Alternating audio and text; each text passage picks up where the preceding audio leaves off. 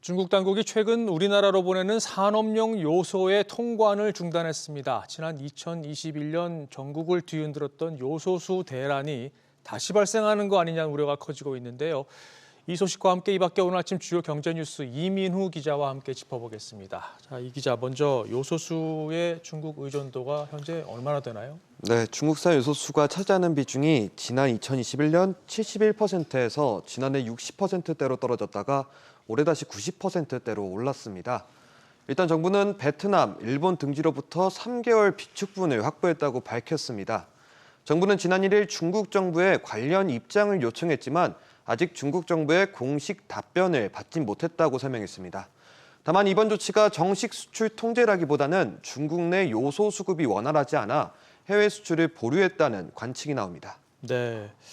자, 우리 기업들의 악재가 될 수 있는 소식은 또 들어와 있는데 미국 정부가 해외 우려 집단, 그러니까 인플레이션 감축법의 보조금 혜택을 받을 수 없는 집단, 이 세부 규정을 발표를 했습니다. 우리 기업들 지금 대책 세우고 있습니까?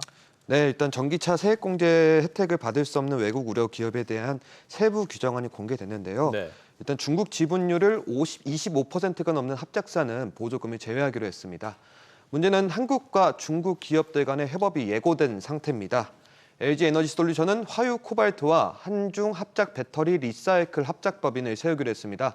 SK온과 에코프로는 중국의 전구체 생산 기업 거린메이와 새만금의 3자 합작 법인을 설립할 계획이고요. 포스코그룹 역시 중국 CNGR과 경북 포항의 2차 전지용 니켈과 전구체 생산 공장을 짓습니다. 한국무역협회는 조달성 교체, 합작 투자 지분율 조정 등 대책 마련을 서두를 필요가 있다고 밝혔습니다. 네, 대책 마련 빨리 좀 해야 될 것 같습니다. 다음 소식으로 넘어가 보죠. 어제 당정 고위 협의체가 열렸는데 이 중대재해법 확대 적용 유예가 2년 더 연장되는 방안이 추진된다고요. 네, 5인 이상 50인 미만 사업장에 대한 중대재해처벌법 적용 확대가 2년 더 유예될 방침입니다.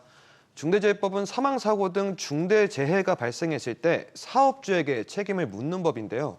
당초 50인 미만 사업장에 대해서는 다음 달 27일부터 시행될 예정이었습니다.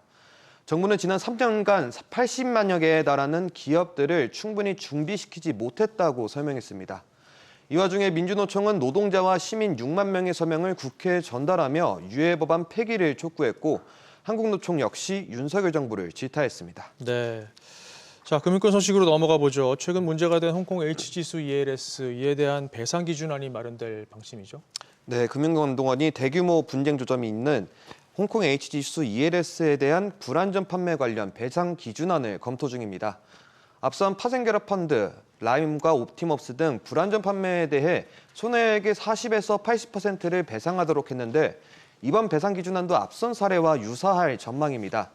지난 1일 기준 금감원에 접수된 분쟁 조정 신청 건수는 42건으로 일반 민원으로 접수된 건까지 포함할 경우 규모가 급증할 전망입니다. 네, 그렇군요. 자, 마지막으로 저출산 문제 때문에 오늘 2050년이 되면 우리나라의 경제 성장률이 0% 이하로 떨어진다는 연구 보고서가 나왔어요. 네, 현재 한국의 합계 출산율은 0.81명인데 네. 이는 세계 꼴찌 수준입니다. 이런 추세라면 2050년에는 성장률이 0% 이하로 떨어진다는 연구 결과가 나왔습니다. 한국은행 경제연구원은 지난 50년간 한국의 합계 출산율 감소율은 86.4%로 217개 국가 중 1위라고 설명했습니다. 이 흐름이라면 2050년대 연평균 0% 이하로 성장할 확률이 68%에 이르고 2070년에는 90%의 확률로 총 인구도 4천만 명 이하로 떨어진다고 분석했습니다. 네, 심각하군요. 자, 이민우 기자 수고하셨습니다.